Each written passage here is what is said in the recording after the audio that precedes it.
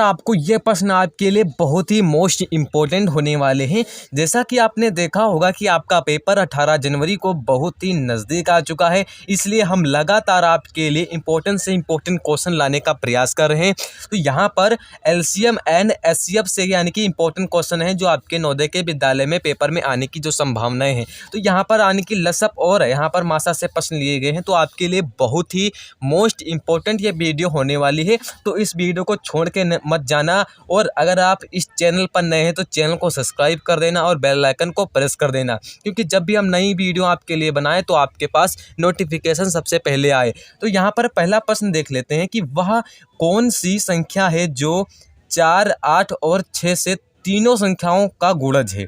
तो यहाँ पर कहता है तीनों संख्याओं का गुणज है। तो सबसे पहले यहाँ पर आपको एक यानी कि अगर आप यहाँ पर 4 के पहाड़े में आए, मतलब ये जहाँ पर संख्या दी गई है तो यहाँ पर आए चल के, तो ये यहाँ पर आपको करना नहीं है, क्योंकि जब आप 4 का पहाड़ा कहाँ तक का पढ़ सकते हैं, 40 तक का पढ़ डालेंगे, 80 तक का पढ़ेंगे या 100 तक मान लीजिए आप पढ़ेंगे। तो यहाँ पर 396 या 664 तक आप तो बिल्कुल नहीं पढ़ पाएंगे। तो सबसे पहले यहाँ पर पहले एक संख्या को करना है, यानी कि ऐसी इसमें जो 4 ऑप्शन दिए गए हैं तो आपको इसमें करना क्या, जैसे मान लीजिए यहाँ पर जो संख्या यहाँ पर 4 दिया गया है, तो जहाँ ए ऑप्शन है यानी कि 396 है, तो ये भी संख्या इससे पूरी तरीके से गुणज हो यानी कि पूरा भाग जाए, और 8 जो संख्या है इसमें भी इसका पूरा ही भाग जाए, और यहाँ पर जो 6 बना हुआ है तो इसमें भी इसका भाग जाए।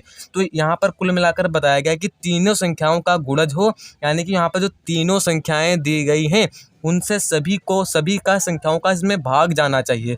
तो हम क्या करेंगे, सबसे पहले हम यहाँ पर करेंगे यानी कि 396 यहाँ पर करेंगे और 4 को पहले भाग करके देखेंगे। अगर इसके जो शेषफल का इसका जो रिमाइंडर बचेगा, तो यहाँ पर अगर इसका 0 बचता है तो ये पूरी संख्या क्या होगी, 3, और यहाँ पर जो है इससे विभाजित होगी। तो आपको इसमें करने की आवश्यकता क्या है, तो सबसे पहले हम भाग तो नहीं करेंगे, क्योंकि भाग में ये इसमें थोड़ा बड़ा मेथड है, यानी कि आपको इसमें समय ज़्यादा लगेगा। तो हम क्या करेंगे, हम भाज्यता का नियम का प्रयोग करेंगे। क्या करेंगे, भाज्यता का नियम का प्रयोग करेंगे। सबसे पहले आपको भाज्यता का नियम में बता देता हूँ कि 4 का भाज्यता का नियम क्या है।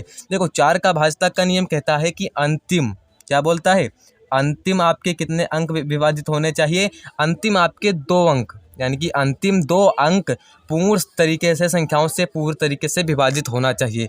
अब यहाँ पर देख लेते हैं, ये हमारी संख्या यानी कि 396, यानी कि यहाँ पर 96 बताया गया है।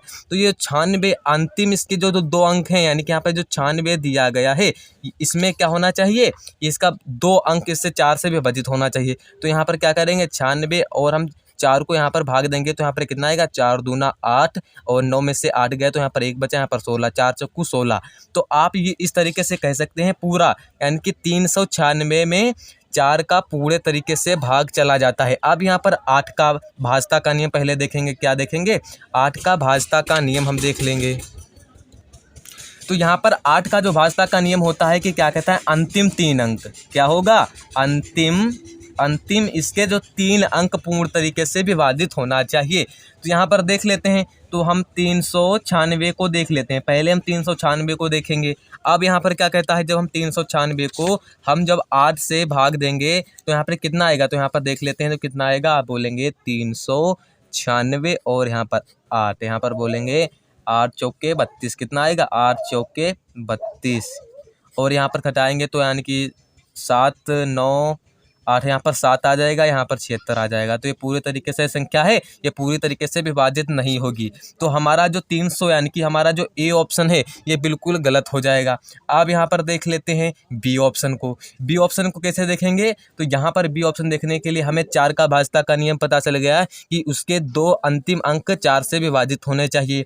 8 का भाज्यता का नियम हमें पता चला है कि 3 यानी कि अंतिम 3 अंक उससे विभाजित होना चाहिए। तो हमारा ये ऑप्शन गलत हो जाएगा।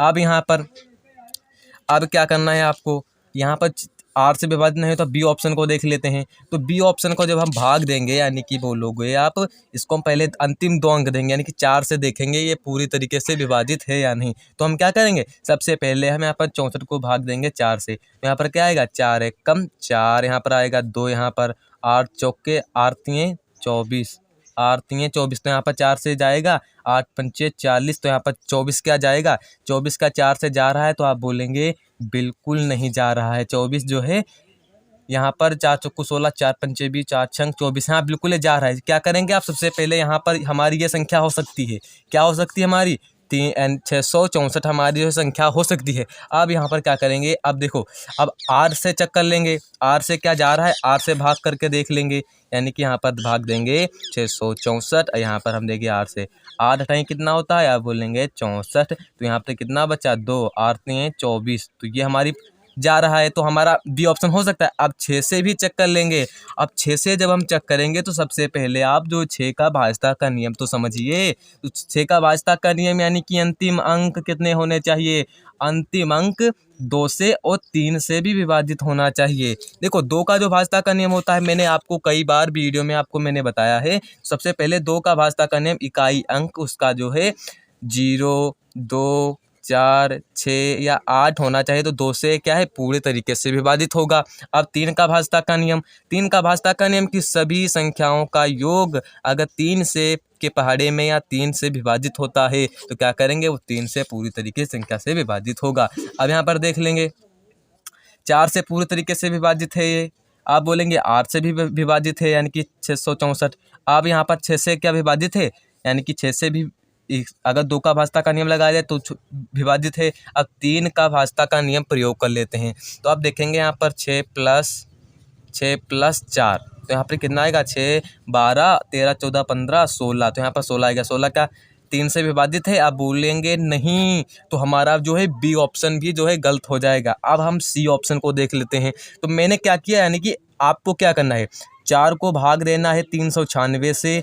अगर ये पूरे तरीके से भाग चला जाता है तो आपको दूसरे को ट्राई करना, 8 से पूरे तरीके से भाग चला जाएगा, 6 से भाग चला जाएगा, तो यही हमारा ऑप्शन होगा। मगर इसमें 4 और 8 का गया था, मगर 6 का नहीं गया था। अब यहाँ पर देखना है कि तीनों संख्याओं से उस संख्या में भाग जाएगा तो वही हमारा करेक्ट आंसर होगा। तो यहाँ पर अब देखेंगे किस प्रकार से होगा। तो यहाँ पर हमारे हिसाब से, तो यहाँ पर देखो ये आपको देखना है, यहाँ पर 3 अंक हैं, तो यहाँ पर आपको भाग करने की आवश्यकता नहीं पड़ेगी, यानी कि 2 हमने ऑप्शन को चेक कर लिया, तो यहाँ पर हमारा C option is the right option होगा। आप बोलोगे क्यों, तो यहाँ पर देखो ये 4 अंकों की संख्या यहाँ पर दी गई है, तो 4 अंकों की संख्या हमें तो नहीं चाहिए, तो हमारा डी ऑप्शन गलत हो जाएगा, सी ऑप्शन ऑटोमेटिक हमारा ऑप्शन सही हो जाएगा। अब यहाँ पर दूसरा प्रश्न देख लेते हैं कि दूसरा प्रश्न क्या कहता है। दूसरा प्रश्न कहता है कि निम्नलिखित में से कौन सी संख्या 3, 4, 5 एवं 6 से विभाज्य है। तो सबसे पहले मैं आपको बता दूं, 3 का भाजता का नियम मैंने बता दिया, 4 का भाजता का नियम बता दिया, 5 का भाजता का नियम अभी बताऊंगा आपको, 6 का भाजता का नियम मैंने बता दिया। चलो कोई बात नहीं, मैं आपसे यहाँ पर फिर से भी बता देता हूँ। आपको 1 से 10 तक या 12 तक आपको भाजता का नियम याद रखना है, क्योंकि जो आपकी 18 जनवरी को प्रवेश परीक्षा होने वाली है उसमें इस प्रकार से आपको टाइम उसमें भी बचाना है, क्योंकि आपको जब भाग करेंगे तो उसमें बहुत ही समय जाता है, तो आपको जो है भाजता का नियम याद रखना है। तो 3 का भाजता का नियम क्या कहता है कि सभी संख्याओं का योग, क्या बोलोगे, अब सभी संख्याओं का योग अगर 3 से विभाजित है तो क्या होगा, 3 से पूरी संख्या विभाजित हो जाएगी। 4 का भाजता का नियम अंतिम 2 अंक। 5 का भाजता का नियम इकाई अंक, अगर 5 के चेक करना है कि पूरी संख्या 5 से विभाजित होगी या नहीं, तो उसका इकाई अंक 0 या 5 होगा तो पूरी संख्या 5 से विभाजित होगी। और 6 का भाजता का नियम तो मैंने बता दिया 2 और 3 से भी विभाजित होगा, जहाँ पर 3 का भाजता का नियम सभी संख्याओं का योग, 2 का भाजता का नियम इकाई अंक 0, 2, 4, 8, 6 या होना चाहिए, तो उसका पूरी संख्या से 2 या 3 से विभाजित होगा। तो यहाँ पर चेक करना है कि 3, 4, 5 एवं 6 से विभाज्य है, तो वही कॉन्सेप्ट लगेगा।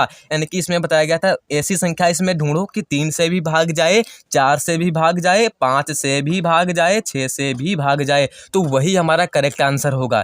तो सबसे पहले यहाँ पर 3 से भाग जाएगा, ये चेक करना है। 3 का भाजता का नियम क्या कहता है, सभी संख्याओं का योग, तो यहाँ पर 6, 3, 9, तो यहाँ पर ए ऑप्शन हो सकता है। 4 का भाजता का नियम यही हो सकता है। 5, तो 5 का भाजता का नियम क्या कहता था कि उसका इकाई अंक, यहाँ पर देखो 36 दिया गया है, देखो यहाँ पर देखोगे आप, यहाँ पर 36 दिया गया, इसका इकाई अंक क्या है, तो आप बोलोगे इसका इकाई अंक 6 है, तो हमारा ए ऑप्शन तो बिल्कुल नहीं होगा। अब यहाँ पर बी ऑप्शन देखो 3 से विभाजित है, बिल्कुल हाँ, 4 से भी विभाजित है, 5 से भी विभाजित है, 6 से भी विभाजित है। अब यहाँ पर ये हमारा ऑप्शन हो सकता है, मगर हमें ऑप्शन तो चेक करने हैं सभी ना, तो यहाँ पर 3 का सी ऑप्शन ये नहीं होगा, 4 से भी यहाँ कट रहा है, 5 से भी, 6 से नहीं कट रहा है। अब यहाँ पर डी ऑप्शन देख लेते हैं, ये 3 से कट रहा है, यहाँ पर देखो 4 से नहीं कट रहा है, 5 से नहीं कट रहा है, तो हमारा कौन सा ऑप्शन सही होगा? आप बोलेंगे B option is the right option होगा।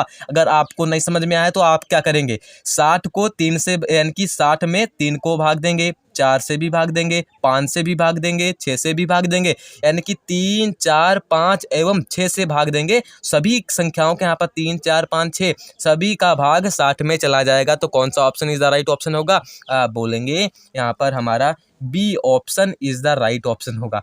अब यहाँ पर नेक्स्ट प्रश्न देख लेते हैं कि नेक्स्ट प्रश्न आपके लिए बहुत मोस्ट इम्पोर्टेंट होने वाला है। तो नेक्स्ट प्रश्न यहाँ पर कहता है कि यानी कि उस लंबी से लंबी टेप की लंबाई कितनी होगी जिसमें 1 मीटर 75 सेंटीमीटर तथा यहाँ पर 4 मीटर 50 सेंटीमीटर और 6 मीटर 50 सेंटीमीटर पूरा मापा जा सके। जब भी आपसे कहता है कि सेंटीमीटर पूरा, यहाँ पर देखो क्या लिखा है, पूरा मापा जा सके, तो आपको उसमें याद रखना है कि याद ये रखना है उसमें हमें एचसीएफ यानी कि हाईएस्ट कॉमन फैक्टर निकालना है, एलसीएफ निकालना है। यानी कि बोलेंगे आप हिंदी में बोलेंगे तो मसअप, क्या बोलेंगे, मसअप आपको निकालना है, यानी कि मासा आपको निकालना है। तो कैसे निकालना है? 75 का कुछ बच्चे करेंगे कि 75 या 50 या 60 को इसमें क्या करेंगे, हाईएस्ट कॉमन फैक्टर निकालेंगे। तो आपको ये बिल्कुल नहीं करना है। सबसे पहले यहाँ पर दिया गया है कि 1 मीटर और 75 सेंटीमीटर यहाँ पर दिया गया है। तो आपको इसमें क्या करना है, 1 और 75 सेंटीमीटर को यहाँ पर ऐड कर लेना है। तो यहाँ पर हम ऐड कर लेंगे, 1 75 हो गया। अब यहाँ पर दूसरी संख्या क्या बनेगी, 4 मीटर और 50 सेंटीमीटर दिया गया है। तो यहाँ पर क्या करेंगे, 4 और 50 हो गया, यानी कि 450 हो गया।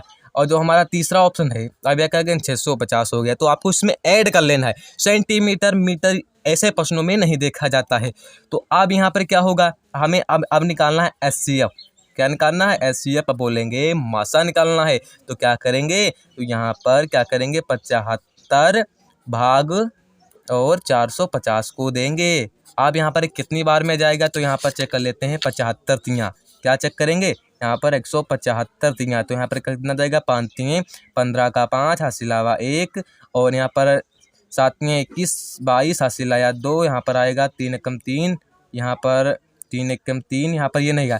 तो हमारा यहाँ पर कितना आएगा, आप बोलेंगे 75 दूना आ जाएगा। तो कितना आएगा, 75 दूना, यहाँ पर प्लस करके देख लेते हैं, 5 5 10 हासिल आया 1, 7 7 14, यानी कि 15 हासिल आया 1, यहाँ पर 300 कितना आएगा, आप बोलेंगे दूना आएगा, यहाँ पर 350 आ जाएगा। अब क्या करेंगे, 0 से 0 5 0, यहाँ पर 1 जाएगा। अब यहाँ पर भाग देंगे, तो आपको मासअप निकालना आना चाहिए। तो यहाँ पर जैसे मान लीजिए, यहाँ पर जो हमारा रिमाइंडर यानी कि हमारा जो शेष फल आया है वो कितना है, 100 आया। अब 100 को ही भाग देना है, यहाँ से जहाँ 175 लिखा हुआ है इसको भाग देना है। अब यहाँ पर भाग देंगे तो कितना आएगा, अब बोलेंगे 1 का इससे कटेगा। अब जब हम घटाएंगे तो यहाँ पर 75 आया, 75 को अब 100 से क्या करना है, भाग देना है। अब यहाँ पर कितना, 1 कम, यहाँ पर 75 आया। अब यहाँ पर 25 आएगा, और यहाँ पर 25 और 25 तिंगे 75, और जो हमारा ये लास्ट में बचा, आप बोलेंगे 25 तिंगे 75, जो हमारा ये भागफल होगा, ये हमारा जो भागफल होगा, तो यही हमारा आंसर होगा। एचसीएफ में एलसीएम निकालना आपको आना चाहिए।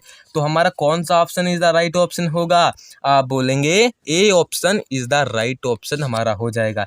अब यहाँ पर क्या कहता है कि 4 नंबर प्रश्न कहता है कि बताइए 8 माइनस यानी कि 8 माइनस पावर 8 3 माइनस 11, यानी कि इसकी पावर यहाँ पर दिया गया है, घात इसकी दी गई है। तो यहाँ पर 3 माइनस घात 10 यहाँ का लासा ज्ञात करो।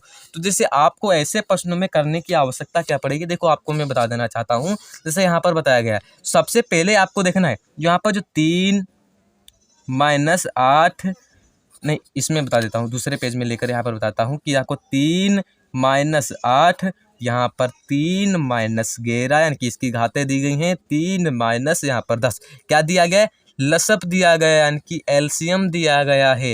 देखो आपको ये चीज़ देखनी है, यहाँ पर भी 3, यहाँ पर भी 3, यहाँ पर भी 3 है, क्या है, ये कॉमन है। तो हमें मतलब किससे था, जैसे एलसीएम में पता है कि कॉमन चीज़ें होती हैं वो ली जाती हैं। तो इसमें कॉमन यहाँ पर 3 है, तो आपको यहाँ पर 3 तो आप लोगे ही, 3 तो लोगे ही। तो आपको इसमें देखना है कि सबसे छोटी यानी कि सबसे छोटी घात कौन सी है।